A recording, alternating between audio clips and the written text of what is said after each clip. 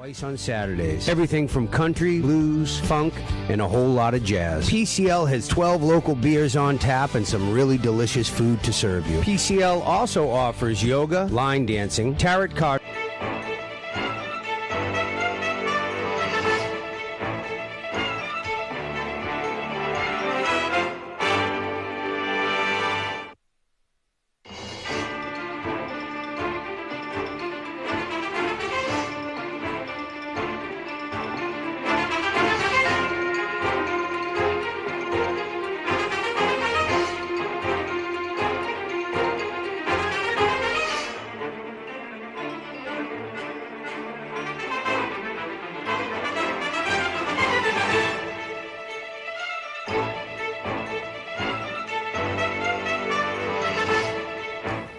Good evening and welcome to Rock, Paper, Hand Grenades. I'm your host, Joshua Solomon, and with me as always is the Honorable JP Marzullo. How you doing, JP? I'm doing not too bad, but I'm a little messed up that no one really covered the dog show, which is it's the second oldest sporting event in the country. And they should have covered it because it was pretty cool. If you're a dog fan, the best of breed was a what was it? A Doberman. A Doberman. Yeah, a Doberman. Oh. None of our dogs came in, but the Doberman looked awesome. And the guy that showed him had one best of breed with another Doberman, but like 36 years ago. Same guy, same breeding. Yeah. That was pretty cool. And then I don't like watching the foo-foo dogs. That drives me nuts. They're not really dogs. They're like, I've seen no. They just shave them with the sheep. Yeah. Sheep hair. Yeah. No. Even though we have a Frenchie that thinks she's Mighty Mouse, she dives off of the deck, dives into the snow. And anyway, yeah. So I'm doing fine so far. Warming up from last week. Yeah. Yeah. It's a bit warmer. Yep. Rock, Paper, Hand Grenades is sponsored by the Wilson Hill Pistol Club, the oldest sport shooting club in New Hampshire, located right here at 1732 Lakeshore Road, right here in Manchester, New Hampshire. We have a monthly membership meeting on the first Wednesday of every month at 7 p.m. That's today, right after this show. I will see you there. You can find us at wilsonhillpistol.org. You can get the training schedule. The next training is scheduled for February 21st. It is Defensive Handgun Level 1. That is an advanced level class. You need to have taken the fundamentals class prior to getting to that. So that's February 21st. Again, you can find the information online and schedule the class there. And then Defensive Handgun 2 is on March 14th. These are fun defensive courses, lots of safety training, lots of mindset type training, legal training in these courses to get you ready. Tonight on Rock, Paper, Hand Grenades, we have a candidate for CD2. Victor Orlando. How you doing, Victor? I'm doing good. Really excited to be here. I really appreciate you guys having me. What's really good is it's basically summer outside now. It was 30 degrees, which is like 20 degrees warmer than it was a week ago. So I think it's time to start getting the tank tops out and the shorts, getting ready for the summer. Yeah. So how's it going over in CD2? It's going okay. I mean, right now we got a lot of work to do still. I'm still going to be knocking on doors, still going to different Republican town committees to speak and stuff like that. But there's a lot of stuff people are struggling with too. Right now things just keep getting more and more expensive, and there seems to be no end in sight, which is one of the reasons I'm running. But it's getting warmer too. So CD2 is a big district. There's a lot of traveling you got to do. Yeah, that's true. I mean, and most of CD2 are the smaller towns, right? You've got Nashua, I believe. Nashua is the biggest town. But you don't have Manchester, Concord. Concord is CD2. Oh, I think our biggest towns are Nashua, Concord, and then Salem. But then you've got every other rural location Yeah. in New Yep. Hampshire to go with that. Goes from 30,000 in Salem all the way down to 15,000, and then after a few towns drops to like 8, 9, and then starts getting smaller. But honestly, it's not a big deal for me. I work up north all the time, Berlin, Stark, Groveton, Pittsburgh. I'm up there all the time anyway, so it's not a huge deal for me to go up and down. Right, right. So what do you do for a living? So I have my own- If you're not running for CD2. Yeah. I have my own roofing company. Me and my wife run that. Okay. So, like I said, I'm all over the state with that. Yeah. So what prompted you to jump in the race here? So, a couple things actually. First was, like I mentioned before, people just can't afford anything anymore, whether it's food, housing, utilities, heat, everything. And seeing how when you try and call our current rep, never, ever responds. Doesn't seem to have any. The Senate race right now. So. Well, Oh no, CD2 the other is one. Maggie. We're talking about Maggie. Yeah, I'm sorry. Maggie Badlander. I'm getting my districts mixed up here. That's okay. It's confusing because it's kind of like Yeah. that on the edge. But I don't like the way we draw districts. Supreme Court just said California can draw their districts however they want today. I don't like the way the districts are drawn. I don't like the way they're drawn here in New Hampshire because they don't make sense. no. So it they is don't. confusing. It's very confusing, especially when you look at, like, for example, Amherst, CD2, Merrimack, CD1. Right. But then we right. got Wyndham It's- and Hudson in CD2 as well. So It's 100% gerrymandering, Yeah. and we're all guilty of it. Both houses are, both parties are guilty of it. Yeah. I would say the districts in New Hampshire are drawn better than other states, but Well, it's hard for them to mess it up too bad because there's only 2. So they have to split it some way. They can't completely gerrymander it Right. completely because there's only 2. yeah. So, Yeah, they save that for the state senators when you're running, and I had 29 towns, and it was all over the place. It was Right. ridiculous. Yeah. So, yeah, that is a problem. Yeah, no question. Yeah, and it's really kind of a shame because you do see some weird representation happening because of that. But ultimately, like I said, because there's only 2 districts, I think a lot of people are well representative in this state. The only issue is we don't have very high voter participation. I mean, if we look at across CD2, voter participation is never more than 50%. It's really low. Again, you're talking about rural areas Yeah. who have their own way of doing things, and they don't see national politics as something that affects them very much, and maybe they don't realize it. Well, it also doesn't help that opening week of muzzleloader season is the same week as Election Day. That's true, actually. Yeah. I know a lot of people, I was told by a lot of different sporting clubs I've spoken to that a lot of their club members like to use the day off as a day to go hunting instead of voting. But I didn't realize that. yeah, it's actually a really big issue. They have one of the lowest percentages of voter participation sportsmen do. So something I'm trying to work on. I'm trying to talk to a few clubs to try and get them out. Are and say, you a hey, sportsman yourself? I am, yeah. I belong to Lone Pine Hunting Club in Hollis. Okay. It's been a little bit since I've hunted just because with 3 kids and work, it's hard to convince the wife to let me go hunting. A lot of times I don't think of the southern part of the state as a big hunting area. I think of the southern part of the state as northern Massachusetts, right? All the hunting is up north as far as my brain is concerned. Yeah, I mean, if you look at CD2 specifically, though, Yeah, you get some western. pretty much the whole western part of CD2 is if you look at a map, you can barely even see towns and farms. It's mostly just woods. Yeah. So there is a decent amount of hunting that goes on. We have a ton of clubs. I know there's 2 in Nashua by themselves. Right. So it is a big thing in CD2. The other thing we got to keep in mind too with CD2 is that, like I said before, there's an underrepresentation, and again, it has to do with them not coming out to vote, but also our reps don't ever answer their phones. That was another reason why I was running. Is State reps or federal reps. Our Goodlander. our current rep, she never answers the phone. I've met people who are Democratic, registered Democrats, who donated 10 grand to her campaign when she ran. Call her, they could leave a message with the aides, never hear back, ever.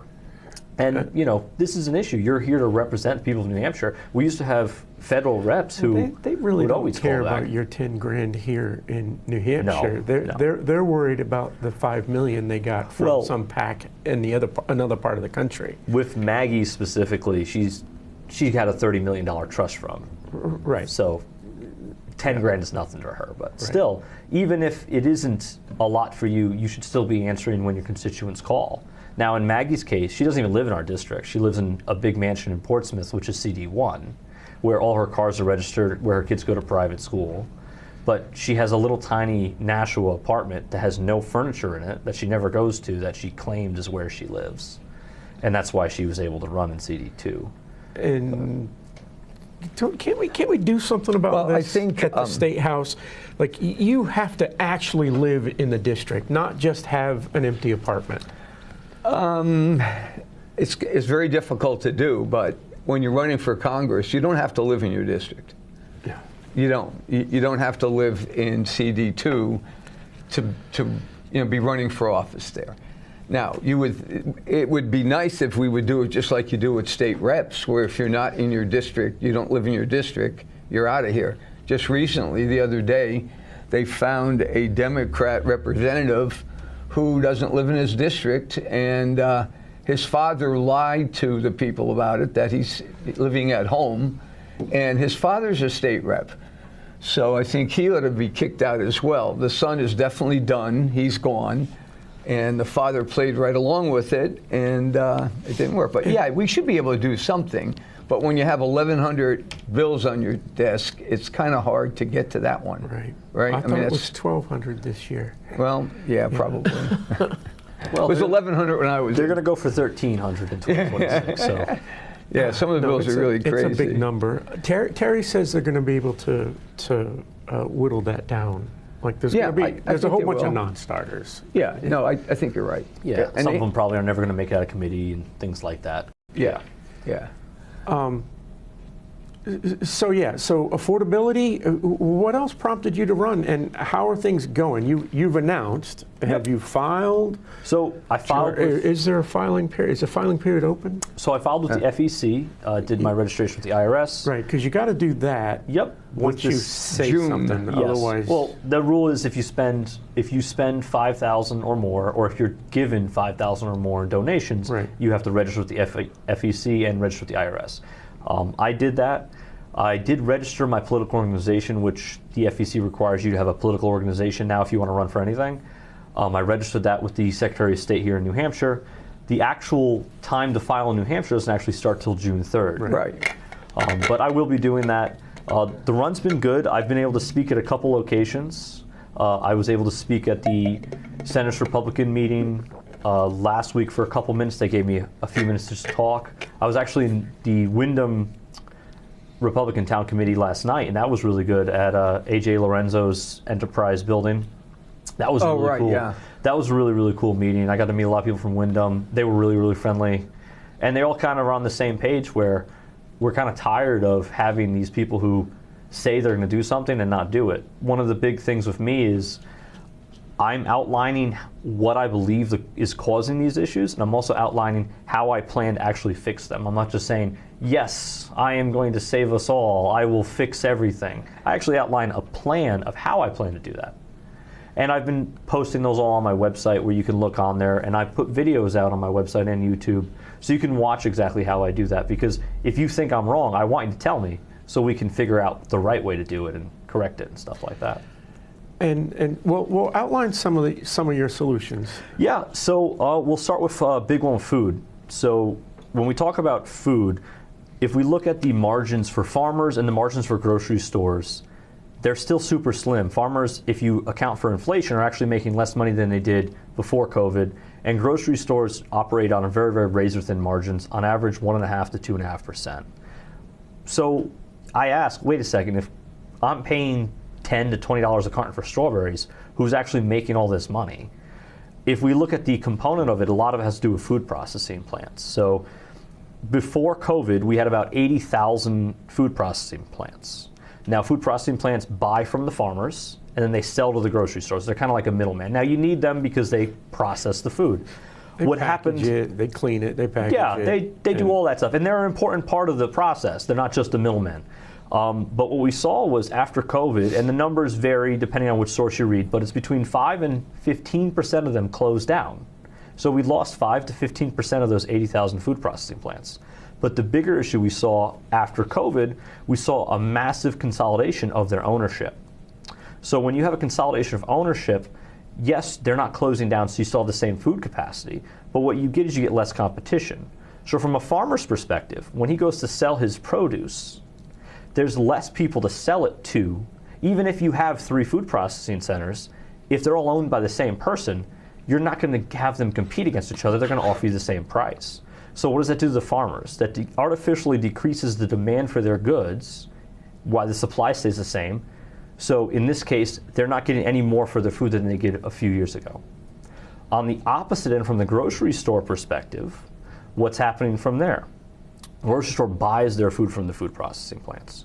So when the food processing plants have less of them, there's less options for the grocery store to buy from. So you're artificially decreasing supply on that end, while demand stays the same, so now prices increase on that end. So they're buying them for more expensive.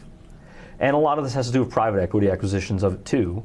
But one of the solutions I would bring forward would be we offer some tax grants to open more food processing plants so that we make up for the 5 to 15% that close down. We also offer grants specifically for people who don't own them already, so that we can get new owners in there, so more competition, so that when people are selling their produce, they're getting higher rates because there's more competition. And when people are buying their stuff, they're getting better prices, which in turn means we get cheaper prices at the grocery store, and our farmers can make more money. I also want to do a solution where we do, in some cases, some stuff doesn't need to go through a food processing plant. We have a farmer to direct grocery store options. We see some higher end grocery stores doing stuff like that. I think we should offer that for a lot more farmers for things that don't need to necessarily go to the food processing plant, to allow them to bypass that to get cheaper prices for the consumer. I think you're going to get pushback on that from folks like the FDA and whatnot. Everybody who regulates food at the grocery store, they want a label on everything. Absolutely. You know, I think we're lucky to still have a fresh produce section when you go to the grocery store. I agree. Right?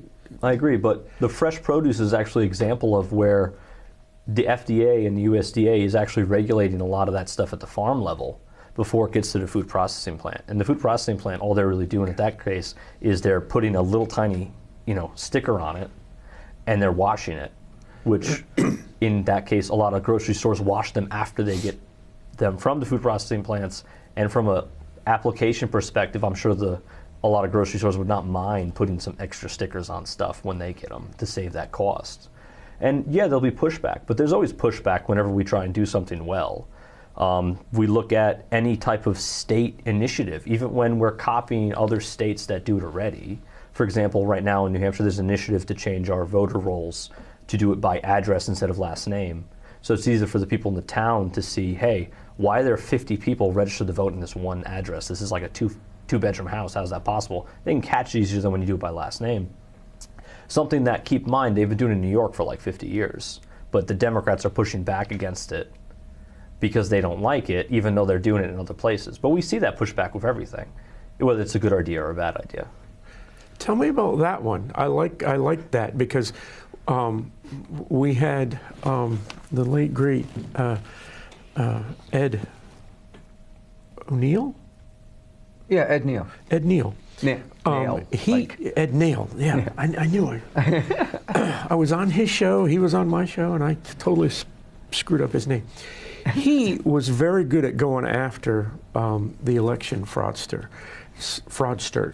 And several times he found addresses here in Manchester that were just packed full of Massachusetts residents during election season, right? And he would just chase these folks down. Exactly that issue.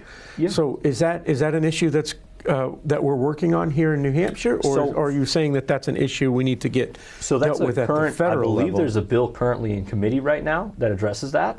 And the idea is right now, or where our voter registration works, is it's by your name. So it's alphabetical order by your name. So we don't have like a million people working in these clerk offices in the town. Some of these towns are 5,000 people. They only have one person, and they're also the clerk for the school, and then the clerk for this too. So it's hard for them to go through all these and say, oh, this is fraudulent, especially because the addresses aren't in line. If you orientate it like they do in Democrat states like Connecticut or New York, by address, they'll go through it and then they'll be like, wait a second, why do I have a whole page of the same address with all these people with different last names? It'll be more obvious for them to catch. This feels like it's something that should be nice and easy. The supervisor of the checklist should have an Excel spreadsheet that has everything in it, and you simply reorder the spreadsheet by address. So it sounds easy, but this is bureaucrats No, we're I dealing with. understand that. No, I understand So that. That's if exactly we what don't- I'm getting at. If we don't have a bill that tells them to organize it that way, they're not going to do it. And like I said, sometimes it's not because they're not trying to do the right thing. It's because they're also the clerk for the school, and they're the clerk for this other job, and they're also working their own full-time job while doing this. So some of the stuff isn't even on Excel sheets. They just have it in raw data format where they can't order it around and move it however they want. So this would be good because it'll make it very obvious when they're going through their books and they're printing out their voter registrations when people are voting in the election. Hey, why do I have a page of everyone at the same address? I like the idea. It makes sense. It's been in practice in other states for years. They haven't had any issues with it. So I'm not sure why, if any, pushback we're going to get, but I know it's not a bad idea from my standpoint. No, I like that. So you said that you have a roofing business, right? So Yep. we've had many people on this show that have talked about housing, that there isn't enough housing. Yeah. And there's two different camps, obviously. And so is that something you want to address, or Yeah, have you absolutely. been asked that question? Or? Absolutely. That has a lot to do with the affordability crisis. So we've already been told by Charles Schwab that you will own nothing and be happy. And it seems that's exactly what's going on, considering that 20% of HUD's budget goes to funding high-density housing and not single-family housing. It goes straight to funding more apartments, where if we ask anyone, no one is looking to rent an apartment. No one's saying, I need more housing, we need more apartments. They're all saying, I need more houses. And a lot of that has to do with local issues. So, for example, if you want to live in, I'll use Brookline as an example. If you want to live in Brookline, there may be open houses in New Ipswich or Mason, really close, but you want to live in Brookline, and there's no houses in Brookline.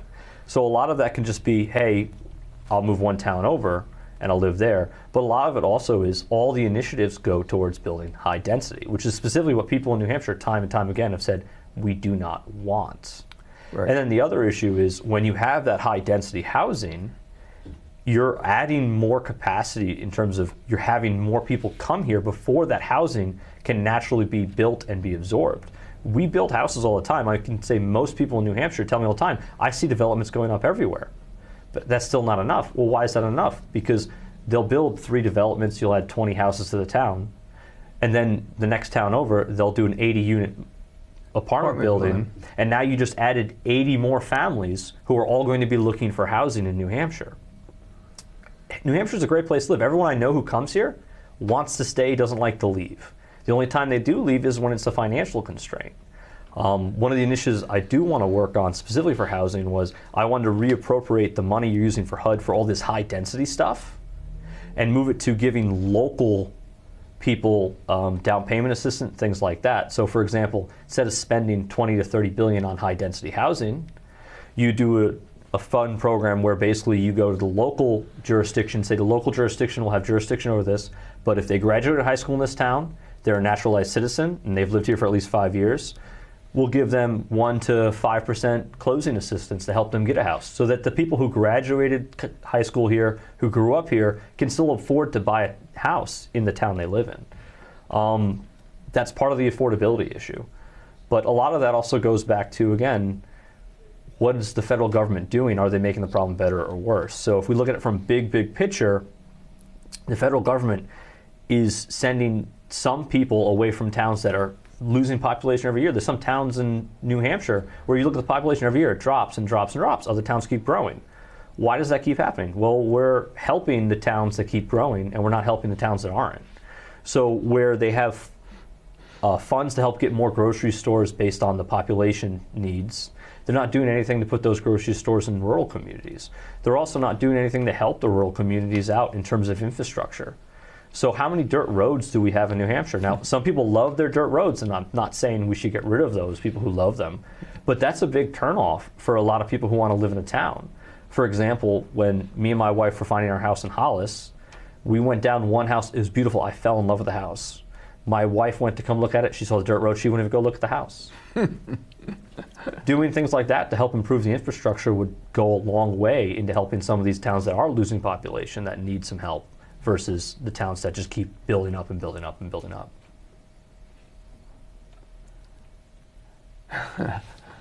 So what other plans do you have to solve some of the problems? I mean, you're right.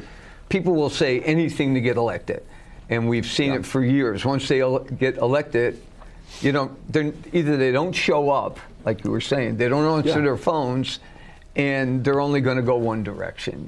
They're working for all of us, but I'm a Republican, so we'll set that guy aside. Yeah. We'll take care. So what are your plans to help that, do you think? I mean, well, I'm going to answer all my constituents' calls. So one of the things I have to remember is I am going to be a rookie congressman with over 400 other congressmen, and to do anything, I have to get at least half of them, to agree with me.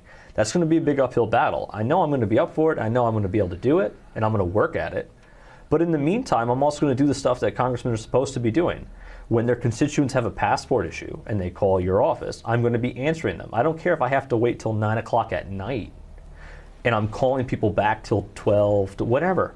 I will call them back. I'll take care of this stuff because that's my job. I don't care if you're Democrat, Republican, or independent. You call my office, I will answer you, and I'll do whatever I have to make sure you're taken care of. The other thing I'm going to be doing too is I'm going to be reading the bills I actually vote on. So when I do vote on them, I actually know what I'm getting into.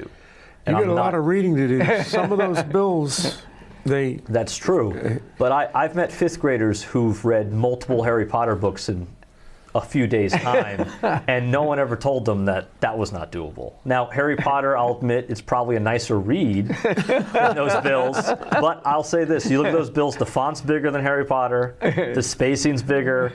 Usually there's like big gaps in some of the pages. Well, it has to be for all the old folks in there who can't see anymore. So, because most of Congress is are folks over 80, right? I mean... Yeah, I mean they're able to take full Social Security without any penalty. Right. In addition to their $200,000 salary from Congress. Yes, in addition to that, and their stipend for living expenses in D.C. and all that stuff. Yeah, there's a big issue with that. I mean, there should be an age limit on it. I don't know what that age limit should be, but there should be one. I don't know if I agree on an age limit. I'd like to see term limits. I absolutely see term limits, because you get our our 150-year-old friends like JP here, and he's all there. So age limit's not going to do me. So I mean, yes and no. I think if you have a combination of the two, wouldn't be bad. I mean, would a 90-year-old be a fit person for Congress? Probably not. How old was Byrd when he finally quit?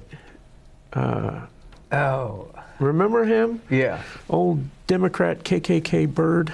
Yeah, I don't remember. He was ancient. He was in his 90s at least. So you need and there should be a term limit too. I mean, Congress is a two-year term.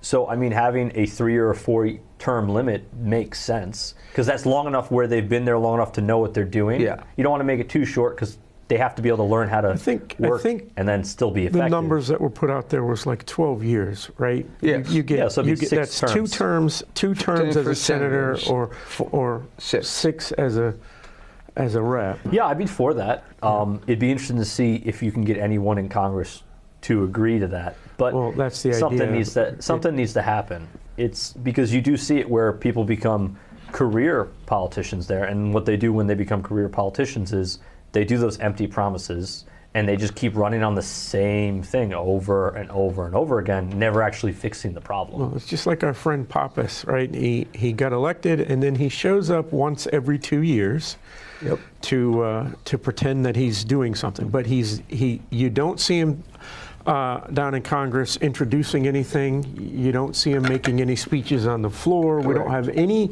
We don't have any video of that. We don't have any. That doesn't show up on WMUR. If he actually got on the floor of Congress and gave a speech pertinent to current events, Yeah. WMUR would have that same day. They would hold it, they would carry it live So from C-SPAN. But he shows up once every 2 years. If he actually wins the Senate, we're not going to hear from him for every 6 years. Right. He's just going to disappear for 6 years. Yeah, his thing is he's just looking for a promotion. You know, this is his career, and he's looking for a promotion. Exactly. That's what everyone does in their career. That's what he does. Well, it's hard to get people to vote themselves out. I mean, that's what the real issue is, right? So term limits are. Then we need like some term sort of limits. national referendum or convention of the states, which has its own double-edged sword, right? Yeah, So- no, absolutely. Yeah, I mean, but if we go back to what you were saying about Pappas, who's CD1, if we look at Maggie Goodlander, CD2, it's the same issue. Oh yeah, she's looking to be there forever. But there's no bill she's actually put forth. So Right. her main bill, and this is the most ironic thing about it, and it was a good bill. I'm not going to bash on the bill. The bill was good to help Portsmouth shipbuilders. But it's very ironic that the district she represents, where she supposedly pretends to live, she didn't pass a bill for, but she passed a bill in the town where her mansion is, where her cars are registered, where her husband and kids live, and where they go to private school in. And she passed a bill that specifically helps the town she lives in, not the district she's represented. And that's the only bill she's passed, which is the funniest thing in the world to me. Right. I had it and I lost it. Oh, speaking of Goodlander, she came to run for this empty seat, and she came with a whole bunch of national money and a whole bunch of family money. Yeah. Right? Tim Posey. She's got a war chest. Yeah. How are you doing? I do not have a war chest. I am not a millionaire. I'm worth maybe 100 grand, maybe 200 grand for equity in my house. That's about all I'm worth. But we've seen time and time again throughout the country, in some of the most secure Congress seats, we've seen people who are willing to put the work in. And if you're willing to put the work in, it makes up for that money. Whether or not you agree with AOC or not, she primaried a Democratic person who's had that seat for quite a while with no money. She went in there, I think she had 50 or 60K in student debt, and she was still able to win the election with almost no money. And she did that by hard work. Now, I'll give her credit. Her district was, in walking distance to each other. It's a small district. She But just had to.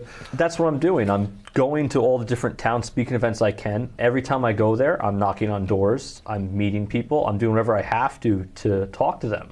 I'm going to different hardware stores at nighttime, looking for anyone who needs some help, seeing if I can help them out, and just talking to them. That's how you win. Because ultimately, you can have as much money as you want, but short of actually physically paying people to go out and vote for you, which last time I checked is illegal, that's not going to mean anything.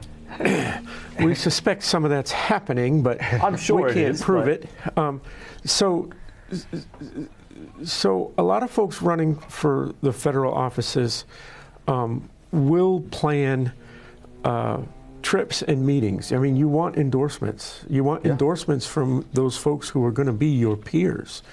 So you've got to have a plan for doing that, and that's going to cost money. 100%. 100%.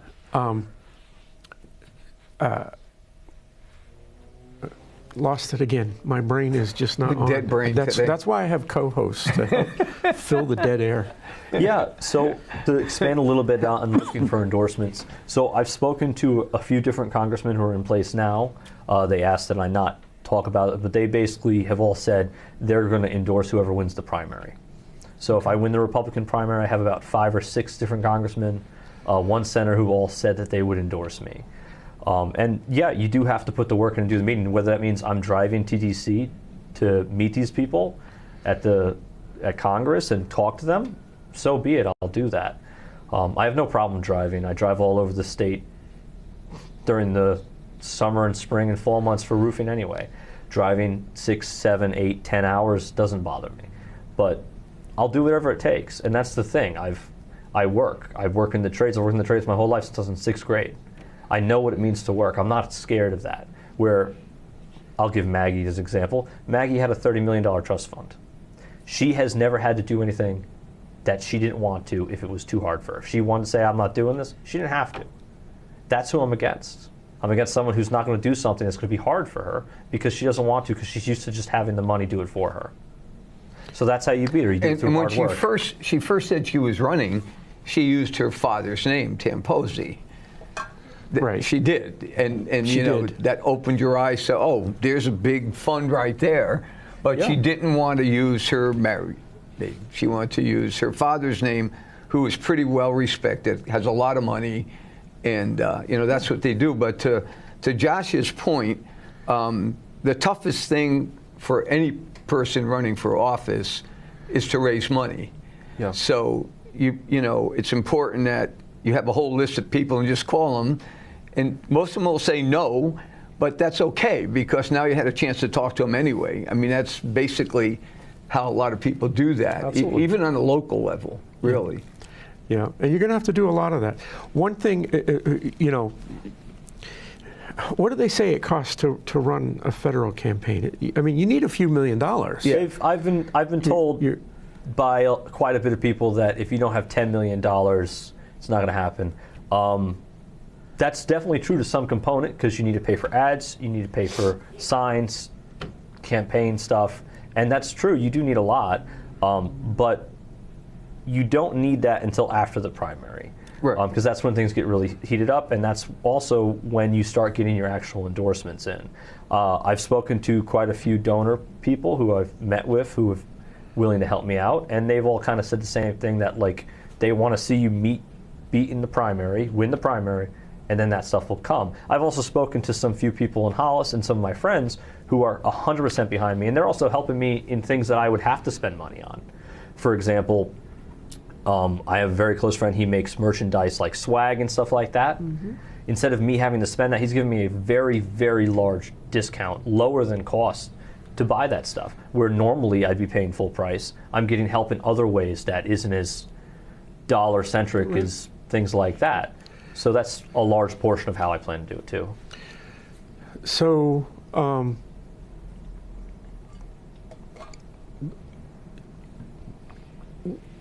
when you come up to the primary, let's get there. You are now in a position where you're going to have to. Well, I don't know if you have to. You know, the Democrats, they've been bowing out of debates lately, but you're going to have to get on a stage and debate. I'd be excited. So how do you think you're going to handle that with Ms. Goodlander? I think I do pretty well, especially given her history of the things she's said versus the things she's done, and her history with her husband. It's actually funny going through her history with her husband, Jake Sullivan, and her. If we look at every big thing that the right or the conservative Republican Party would call out as a big mistake from the Democrats, they have been in all of them, whether it's the Russian reset button that actually said overcharge in Russian, whether it's Benghazi, the person who was emailing with Hillary Clinton on her private solar, that was Jake Sullivan. That was Maggie Goodlander's husband. Fast forward to the Biden administration, some of the open border policies were policies that were picked out by Jake Sullivan and his team. A large list of those pardons were done by Maggie Goodlander. She was an assistant in DOJ, where she was giving them lists of pardons. Now, I don't know if Biden was actually pardoning them and he knew about them, or they were just pressing any the of us enter button. know if Biden was actually pardoning him. But a whole list of those names were from Maggie. If we look at her wedding photo, it's quite ironic. It's basically the Epstein Island Frequent Flyer Club. If you look at her wedding photo and you line up who's actually in the photo, I think there was over 350 trips to Epstein Island just from the wedding photo. So there's a smorgasbord of stuff to go after. And also, we can use her own track record. Her track record in Congress is she votes no for anything Trump proposes, whether or not she said she agreed with it before she got elected or not, or it's going to help her constituents or not. She just votes no for Trump stuff, and she votes yes for Democrat stuff. That's how she votes. If we look at the things she said she was going to do, she's done the opposite. I mean, I believe last year she told every soldier and veteran that they should ignore the Trump's orders. And Yep. disobey. I mean, that's a very big deal. I mean, you're breaking the chain of command. That's a horrible precedent. I mean, that's insurrection right there. So I don't think I have a problem debating her because I'll stick to the facts. And also, you kind of saw it a little bit before. I dig in. I mean, with a lot of my policies, I don't just pick these things because someone told me they were good. I read about them. I dig into them. I go in really deep. My biggest issue right now is that I go in too deep sometimes and I lose people. I'm trying to keep in the shallows a little bit so I don't lose people when I go into stuff. But I don't think I'll have any issue debating her. Okay. Sounds like you're a bit nerdy, so that you can get everything that you need to find out about your competitors, which is a good thing. That's not a bad thing at all. I do my best. I do my best. I mean, it's important, but that's also the job, right? Right. I mean, the people of New Hampshire are hiring you to represent them in Congress. Your job is to represent the people of New Hampshire. Your job is to research. If we took someone who just got out of law school and they're just starting out as a lawyer, they're doing twice as much work as our reps are doing for a whole lot less pay. They'll be given way more stuff to read. They're reading up on way more case law. They're doing, I would say, probably 10 times the workload for less money. And they're showing that it's doable. But we have reps who don't do it. I mean, I spoke to one person in Nashua, and he was telling me it's impossible to expect Maggie to actually read the bills she votes on. And I said, okay, what about the bills she wrote? Because she was questioned about that one bill in Portsmouth, about some of the specific verbiage in it, and she didn't know. But she supposedly wrote the bill. And that's what we're dealing with here. So we're dealing with someone who I don't think actually knows what they're doing. Do you think that once folks get down to Congress, they just hire a bunch of people and they're just a pretty face? I think it's not when they get to Congress. I think that was before they got to Congress. Well, I'm not talking about Goodlander specifically, but you mentioned that she doesn't even know what's in her own bill. Do a lot of the folks down there in Washington are in the same boat? I think that's a big issue. I think it's a big issue. We know some of them aren't. I'll use Rand Paul as a good example. He talks about all the time where he's digging into the minutia and he's reading everything. He's an example of someone who's actually doing his job. But I'm sure there's people on both sides who are doing that. But my thing is, I bet you they weren't like that when they got to Congress. I bet you they were like that before they got to Congress. Or there's also some of them that, let's be honest, they probably don't think they need to do these things because we don't hold them accountable. Right. We vote them in. So if we all collectively say, we expect this to happen like you would in any private sector, we expect this to happen, we expect you to do this. If you don't, we're not going to vote for you. They'll start doing it. Right. But we have to be better and expect that from them. How do you think you're going to fare once you get down into Washington and the culture down there? Because we know a little bit, just because of all the people that we speak to, we know a little bit of the behind the scenes, what goes on down there. When you get down there as a freshman, there's a whole bunch of things that your own party asks you to do, and this is both parties. One is to raise money. Do you get sucked into it? And we've seen it time and time again. Someone will run on a platform and they'll get down there and then they just get sucked into the swamp. And one of the things is you have to raise money for your party. Yep. Right? Both parties do that. They have the office building across the street, and you as a freshman congressman, you are going to go and you're going to go into that office and you're going to start raising money for the RNC by doing cold calls all over the country and talking to people that aren't your constituents, but begging for money for the RNC and not for your own campaign. So there's that I can see to some extent, because we do need to have a national presence, right? But there's only a few congressmen that resist that. I think one of them is Rand Paul. It is. Right? He says, I'm not doing that, and the other side is, well, if you don't raise money for us, we're not going to give anything to your reelection campaign. And so then you get sucked into it, right? That's okay, if I want to get reelected, I got to play ball with the party. Yeah. And if I don't, then I'm on my own for reelection, and very few congressmen or congresswomen or senators on either side are successful with that. Rand Paul happens to be one who has been successful with reelection that way. But that's part of how you get sucked into it, and you, okay, I got to play ball. I got to do this, and I got to do that, and I got to do that. A lot of people don't weather that well, and that's why we have a Congress who said that they were going to do a whole bunch of things, and nothing is happening. That's why no one's getting arrested down there. No one's everybody that gets pulled in there gets sucked into it. How are you going to fare? Well, what's your plan to resist that? Well, I'm going to ask you, have you ever dealt with someone who's worked in the trades their whole life? I have, and now when you work with, now I'm gonna be straight. Now you see where I'm going. When people work in the trades their whole life, they get kind of a chip on their shoulder. So what that chip on their shoulder is, sometimes it's good, sometimes it's bad. If you talk to my wife, it's bad most of the time. I'm not a very good follower. But you get people who, honestly, I don't really care if the Republican Party is mad at me because I'm not going to help them raise money. I don't really care if other people don't like what I'm doing. What I care about is the people of New Hampshire in my district. That's why I'm doing this. If I have to piss everybody off, I don't care. I've worked in the trades my whole life. When I was in 8th grade, we were throwing tools at each other and cursing at each other whenever something bad happened or we had an argument. So I'm not afraid of some congressman using some fancy words to insult me, or them saying we're not going to back you. Because let's be honest, they're not backing me right now.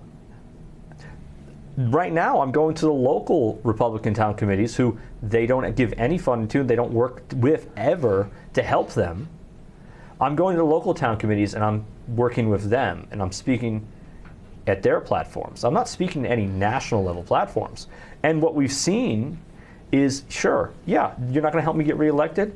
Okay, that's fine. If I do a good enough job, it won't matter if you want to help me get reelected or not, because the people in New Hampshire will like me enough to vote for me.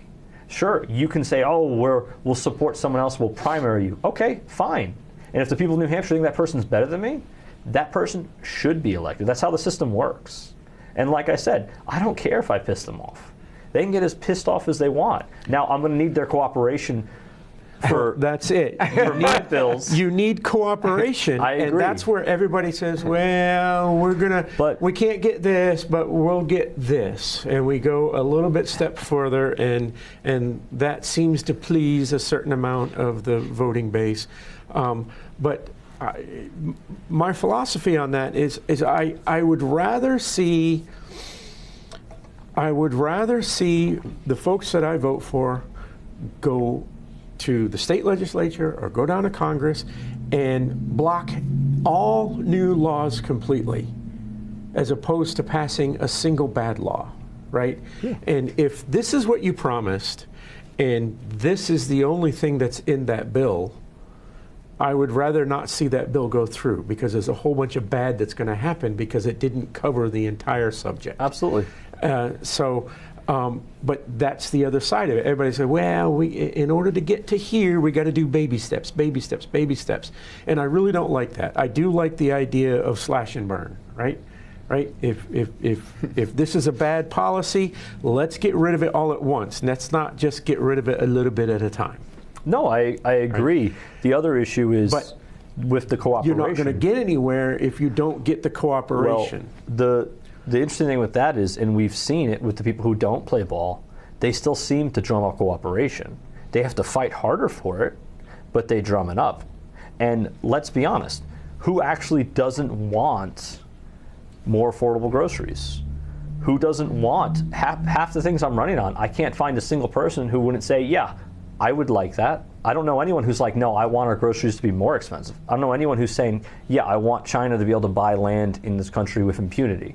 I don't hear anyone saying that. In terms of the cooperation, I believe you're going to need co-sponsors for bills and things, and you're obviously going to need half the Congress to vote on it to pass it. I highly doubt publicly, if it's something that the people want, they will publicly vote against it.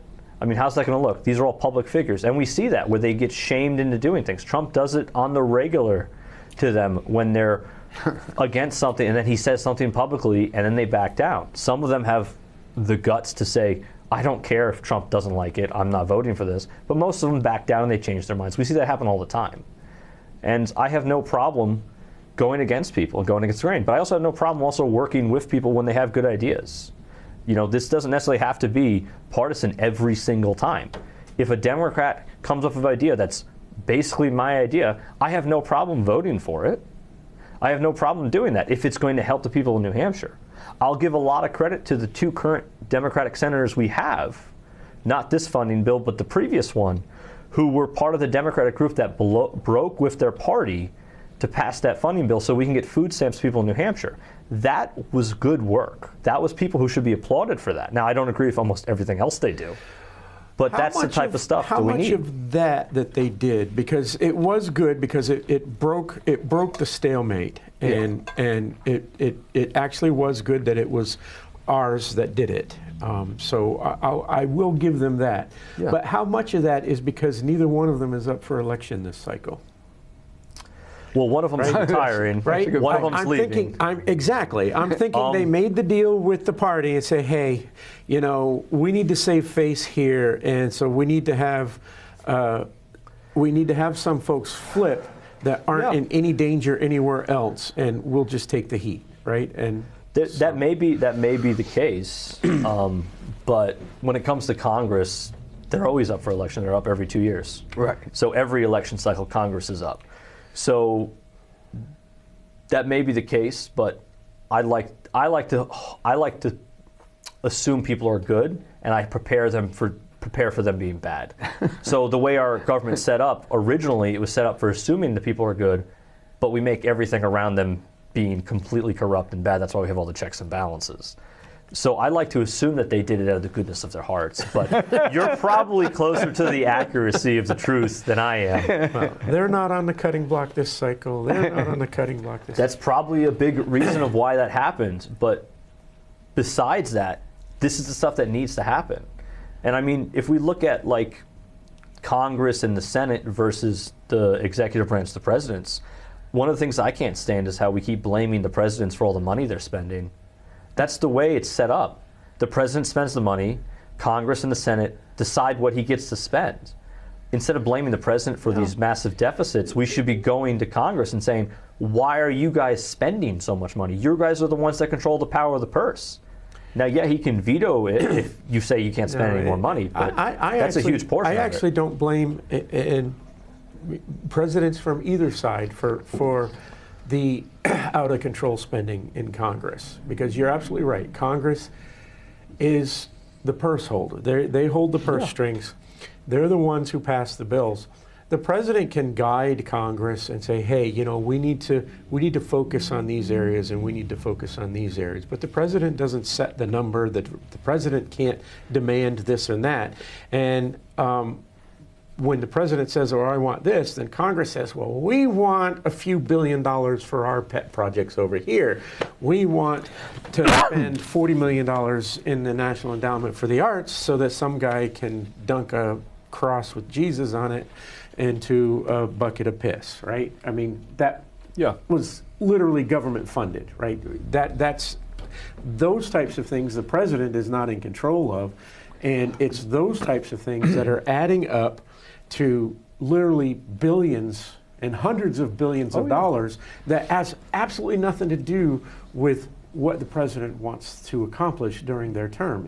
And I say that saying, you know, Obama wasn't responsible for most of the fluff in his budgets, and the same with Biden, and the same with Clinton. But at the same time, you got Bush and Trump. You know, the presidents have a vision, and they can direct Congress towards that vision, but Congress is the one that's tacking on all of this garbage that's taking us nowhere. Yeah, exactly. I mean, I actually have two ideas, plans to actually help with that a little bit. Some of it stems from a little bit of we have to spend all our money at the end of the year, otherwise we lose it. I have a solution for that to kind of help correct some of that. And another one has to do with the way the government procures bids for different things to kind of help with some of the deficit stuff. But the other thing is we have to actually read the bills. I mean, that goes back to the congressman reading the bills. If they actually read these bills, they would go, oh my God, we shouldn't be spending money on this. I'm not voting for this. But they don't. And the other issue with the budget bills is... How about giving the president a line item veto? So I don't know about that because that gives the executive branch quite a bit of power. And that's good for the Republican side right now because we have a Republican president in office. But what happens when we have a Democrat in office and they have a line item veto and they're like, no, I don't think we need to spend money on this. So it goes back and forth. Go both ways. Yeah. Yeah. But at the same time, even a Democrat president will line item veto things that are complete garbage. I'm sure they would. If you shame them into it, right? I'm sure. If we have a line item veto for the president, right?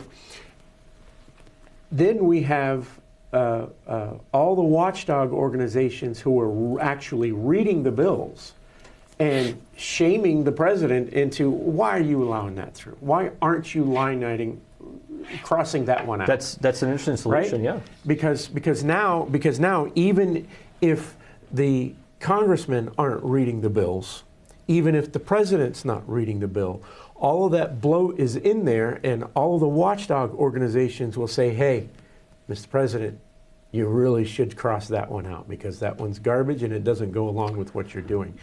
And you can shame presidents on both sides into using the line item veto correctly that way. Yeah, I mean, you definitely could. We've seen the shame work with the Epstein files. We kind of pressured Trump to release them all. But we can also, you're right, we can do that. My question is, does the line item veto only go for budgetary stuff? Does it go to any bill we do pass? What if we pass a bill saying, look, we're going to prohibit the president from doing this specific action with the budget, and then he decides to line item veto part of that? Well, you would have to have some sort of clause in there to deal with. I like the solution. I would need to dig into it a lot to like kind of work out all the little tiny stuff to it. I mean, right now my solutions aren't really trying to kill all the fluff yet, because I looked at like Doge. That was a wonderful idea. I think it was poorly executed and they stopped too soon. But I also looked at it like, hey, isn't that Congress's job to audit all that stuff and go through this and say, hey, why are we spending money on this? I looked at it from that perspective. But like one of my ideas would be, I call it 50-50, where basically at the end of the year where an XYZ acronym agency goes, oh, we have $10 billion left in the budget. Throw a bunch of planes off the aircraft carrier, we got to get new ones, because if we don't spend it, they're going to cut it next year.